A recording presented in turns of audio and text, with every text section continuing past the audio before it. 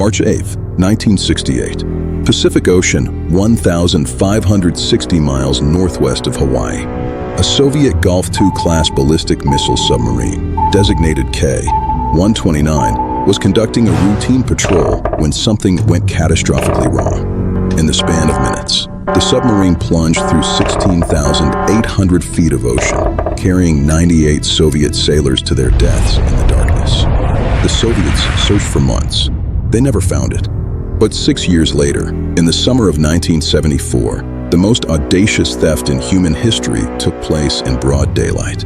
A ship, the Hughes Glomar Explorer, sat directly above K-129's grave.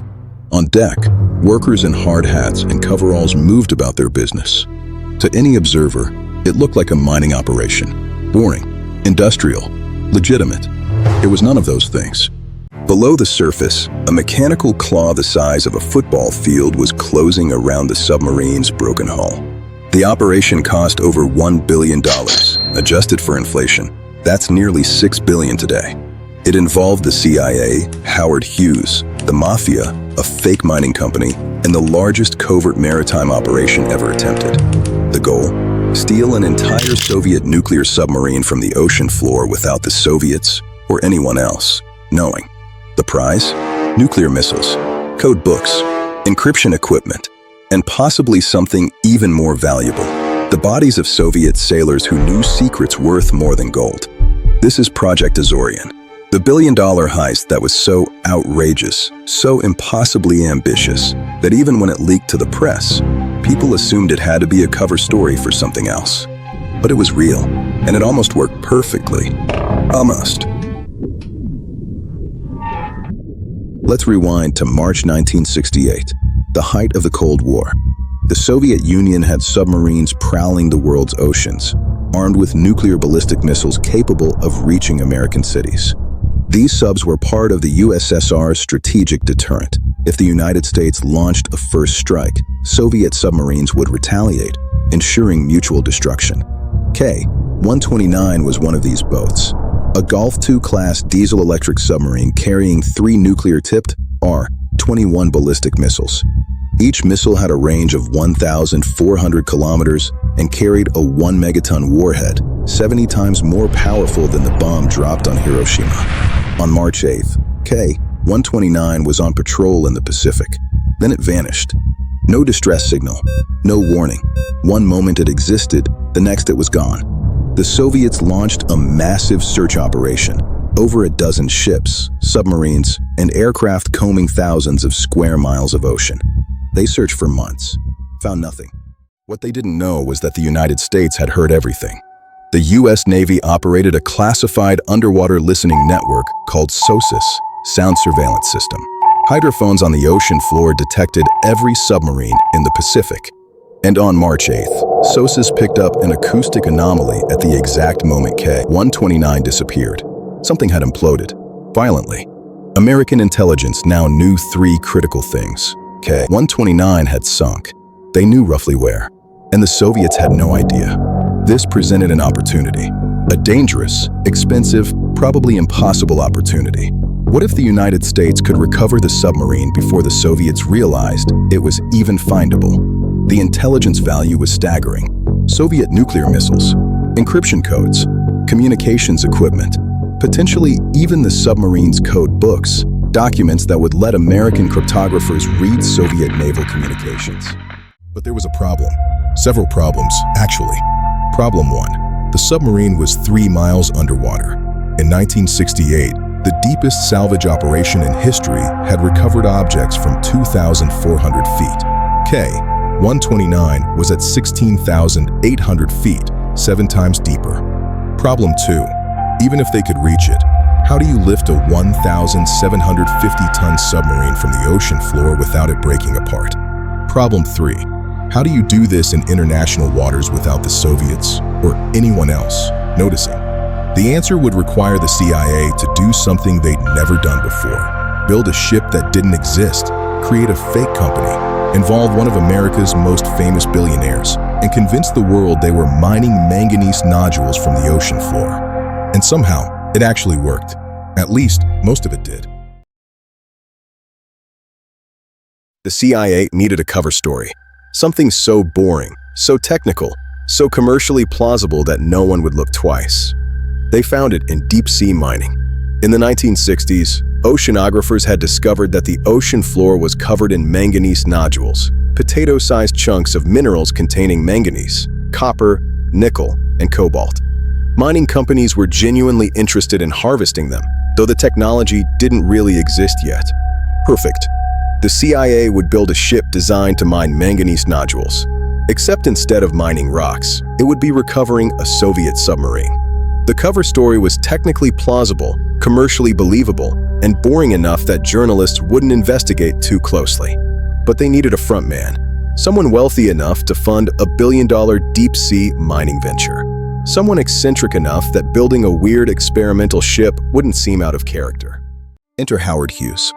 By 1970, Hughes was one of the richest men in America, a billionaire industrialist and aviation pioneer. He was also a recluse living in a Las Vegas penthouse, widely considered eccentric. He was perfect.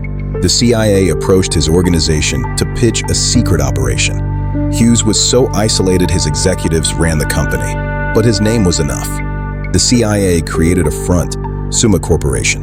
The public story, deep-sea mining. In reality, they were building the most sophisticated salvage ship ever conceived, the Hughes Glomar Explorer. The Hughes Glomar Explorer wasn't just a ship. It was an engineering marvel designed to do something that had never been done. Imagine building a ship that can hover precisely 3 miles deep for weeks. Then, lower a football field-sized claw, grab a 1,750-ton submarine, and lift it through 3 miles of ocean into the ship's hull in total secrecy. Oh, and do it in international waters where Soviet surveillance ships might be watching. At 619 feet long, its dynamic positioning system used thrusters to stay stationary despite wind and currents. In the center was a massive opening, a moon pool, that went all the way through the ship. Below, hidden underwater, was the capture vehicle, an enormous mechanical claw nicknamed Clementine. It was designed to grip the submarine like a hand gripping an egg. The plan: lower Clementine on a pipe string, a 3-mile-long pipe made of connected sections. When it reached the bottom, the claw would grab the submarine. Then they'd lift it through the moon pool into the capture bay, a sealed section of the ship. If everything went right, they could recover the entire submarine without anyone knowing it had ever been found. Building the ship took years. It was constructed at Sun Shipbuilding in Pennsylvania, with the capture vehicle built secretly at a Hughes facility in California. The total cost ballooned to over $500 million, around $3.6 billion today. To maintain the cover, Hughes Summa leased mining claims and published papers on deep-sea mining. They gave interviews about mining manganese nodules. They made it look real. While the ship was built, another team faced a new challenge: finding the submarine. The Navy knew roughly where K-129 had sunk, but roughly wasn't good enough. The ocean floor was vast, dark, and mostly unmapped. They needed to find a 300-foot submarine in an area of thousands of square miles, 3 miles underwater, in total darkness. Enter the USS Halibut, a modified nuclear submarine equipped with cameras and sonar designed for deep-sea reconnaissance. In the summer of 1968, Halibut deployed to the search area and began a painstaking survey. For weeks, it photographed the ocean floor, towing a camera sled back and forth in a grid pattern. The process was slow, tedious, and claustrophobic. The submarine crew spent months underwater in a steel tube, looking at grainy black and white photos of mud. Then they found it. The photos showed wreckage, a conning tower, hull sections, debris scattered across the seafloor. K-129 had hit the bottom with such force that it had broken into pieces. But the main sections, including the sail, forward compartment, and missile tubes, were relatively intact. The Navy had a target. Now they just needed to steal it. Summer 1974. The Hughes Glomar Explorer departed Long Beach, California, ostensibly on a mining expedition. Soviet intelligence was watching. They'd been suspicious of the ship from the beginning. It was too big, too expensive, too advanced for simple mining. But they couldn't prove it was anything else, and the cover story held. The ship sailed to the recovery site, directly above K-129's grave, and stopped. Then the real work began. First, they lowered Clementine. Imagine lowering a mechanical claw 3 miles down on a pipe string, in darkness, with ocean currents pushing it sideways. The precision required was absurd. They had to thread the pipe sections together, lower them slowly, and hope nothing broke. It took days. When Clementine finally reached the bottom, cameras mounted on the claw gave them their first close-up view of K-129. The submarine was in worse shape than expected. The bow had torn away. The hull was cracked. But the missile section and conning tower seemed relatively intact. They positioned the claw and began the grab. This is where things got delicate. The submarine had been underwater for 6 years. The metal was corroded, weakened by pressure and time. If they grabbed too hard, it would crumble. Too soft, and it would slip free. Slowly, carefully, the claw's arms closed around the hull. Then they began to lift. At first it worked. The pipe string lifted smoothly. Clementine and the submarine rose through the darkness, foot by foot, mile by mile. Inside the ship, engineers monitored stress levels, watching for any sign of structural failure. For days, everything held together. Then, about 1 mile from the surface, disaster. The submarine's hull fractured. The front section, the part containing the crew quarters, the conning tower, and most of the interesting intelligence, broke away and fell back to the ocean floor. What remained in the claw was the aft section, basically the back third of the submarine. It still contained valuable intelligence, a nuclear torpedo, some equipment, but the prize pieces were gone. The bow section, with the code books, the communications gear, the crew quarters, all tumbled back into the abyss. There was nothing they could do. They couldn't go back down. The mission was already stretching the limits of what was possible. Soviet ships were in the area. Time was running out. They hauled up what they had. When the aft section finally emerged into the capture bay and the moon pool doors closed, the team faced a grim reality. They had spent $1 billion and 6 years of planning to recover 1/3 of a submarine, but what they found inside would still make history. Inside the recovered section, CIA analysts discovered 2 nuclear torpedoes. One was largely intact, the first time American intelligence had access to a Soviet nuclear warhead outside of arms control inspections. Encryption and communications equipment, not the full code books they'd hoped for, but enough to give cryptographers insight into Soviet naval communications. And 6 bodies. 6 Soviet sailors, entombed in the wreckage, had been preserved by the cold and pressure. The CIA faced an ethical decision. What do you do with enemy dead recovered in a covert operation? They did something surprising. They gave them a military funeral. In a recorded ceremony aboard the ship, American sailors in dress uniforms laid the Soviet sailors to rest at sea with full military honors. The Soviet national anthem played. The bodies were committed to the ocean wrapped in the Soviet naval ensign. Years later, after the operation became public, the CIA provided the footage to the Soviet Union. It was a small gesture of respect in a war defined by suspicion and hostility. But the biggest intelligence coup wasn't the hardware. It was what they didn't find. The bow section, the part that fell away, contained the submarine's nuclear missiles and code books. Those stayed on the ocean floor. Soviet intelligence never confirmed whether the Americans had recovered them or not, creating decades of uncertainty. Did the CIA go back later and recover the rest? Some analysts believe a second mission was planned but never executed due to budget cuts and political exposure. We still don't know. For months after the recovery, Project Azorian remained secret. The CIA had pulled off the impossible, stolen a Soviet submarine in broad daylight and gotten away with it. Then, in February 1975, investigative journalist Jack Anderson broke the story.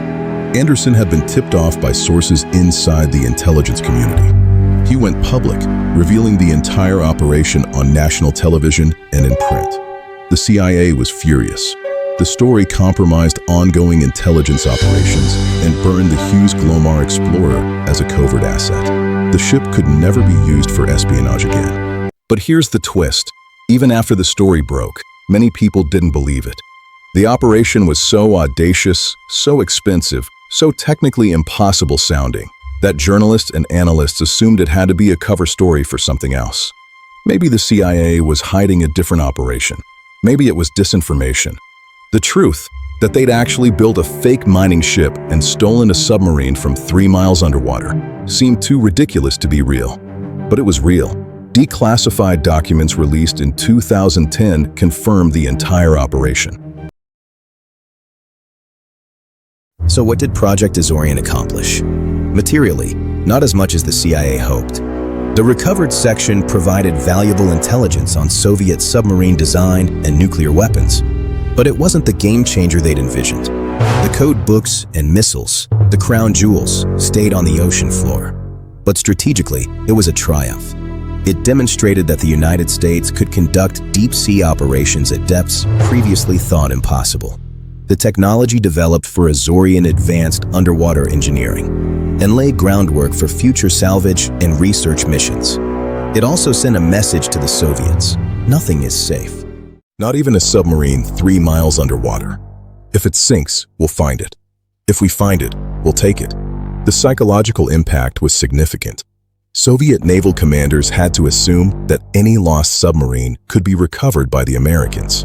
It changed how they thought about security, encryption, and operational procedures. And it gave birth to one of the most famous phrases in modern government secrecy.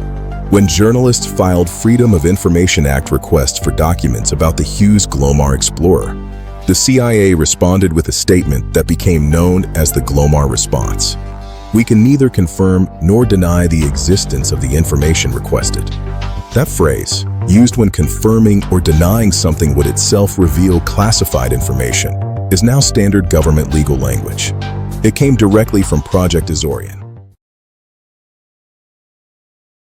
Today, the Hughes Glomar Explorer no longer exists, at least not as it was. After the operation was exposed, the ship was mothballed. Later, it was sold and converted into a deep-sea drilling vessel, its moon pool and capture vehicle removed. The ship that pulled off history's greatest heist became a mundane oil rig support vessel. But the story endures because it represents something uniquely American during the Cold War. The belief that no problem is unsolvable if you throw enough money, engineering talent, and sheer audacity at it. Build a ship that doesn't exist. Create a fake company. Involve Howard Hughes. Lower a mechanical claw 3 miles to the ocean floor. Steal a Soviet submarine. Keep it secret. It shouldn't have worked. By every reasonable measure, it should have been impossible. And yet they almost pulled it off. The part that breaks your heart, or makes you respect the absurdity of it all, is that almost matters. 1 mile from success, the submarine broke apart. The prize pieces fell away. $1 billion, 6 years of work, and the most sophisticated engineering feat of the Cold War came down to corroded metal failing under stress. That's espionage. That's history. Plans fail. Ships break. Submarines sink. But you try anyway. Because the alternative, letting your enemy keep their secrets, letting fear of failure paralyze you, that's worse than almost succeeding. Project Azorian wasn't a complete success, but it wasn't a failure either. It was something better, proof that humans will attempt the impossible, even when the odds are terrible and the payoff is uncertain. And sometimes, just sometimes, they'll get close enough that almost becomes legendary. If this story of Cold War espionage, underwater heists, and billion-dollar gambles showed you that history is stranger than any thriller novel, then you're ready for more. Here at Bellum, we dive deep into the covert operations, strategic blunders, and moments of sheer audacity that shaped modern history. From submarines to spies, from battles to betrayals, we tell the stories that deserve to be remembered. Hit subscribe for more untold chapters of the Cold War. We've got videos coming on the spy who saved the world by disobeying orders, the nuclear close calls that nearly ended civilization, and the secret wars fought in shadows while the world watched elsewhere. Drop a comment. Do you think the CIA should have gone back for the rest of K-129? And what's the most audacious covert operation you've ever heard of? Thanks for watching. Some secrets stay buried. Others we steal.